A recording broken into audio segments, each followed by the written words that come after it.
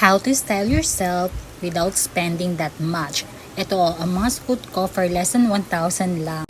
Lahat ng suot ko is from TikTok except dun sa shoes. Nalobat yung aking mic kaya walang sound yung aking video. So ito na nga yung aking crew neck shirt is from TikTok. Pati ang aking short, my ever favorite na short na rin, is from TikTok. At yung bag ko is from TikTok din. Nakakatuwa lang na makakita ng mga pang-OOTD dito sa TikTok na super mura lang, na hindi mo na kailangan pang gumasos ng malaki at hindi ka naman magmumukhang cheap, diba? Nako, sa panahon ngayon kailangan na natin maging practical.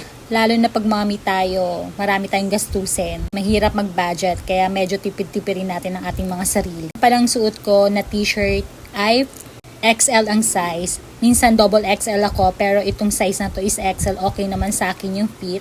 Hindi naman siya ganun ka-crop top. Lagi ko itong nakikita dito sa TikTok. Ewan ko ba bakit ngayon lang ako bumibili ng mga to. Worth it siyang bilhin. Kaso lagi ngang nasa-sold out kasi nga maganda siya. Kaya nung nagkaroon ulit ng stocks, bumili na ako ng 3 muna. Syempre, kailangan natin mag-budget. At itong bag, 177 pesos lang yan. Kaya hanggang 10 kilo ang pwedeng ilagay dyan. May isa ako niyan brown. Maganda yung quality niya, pwede na rin siyang pang-beach.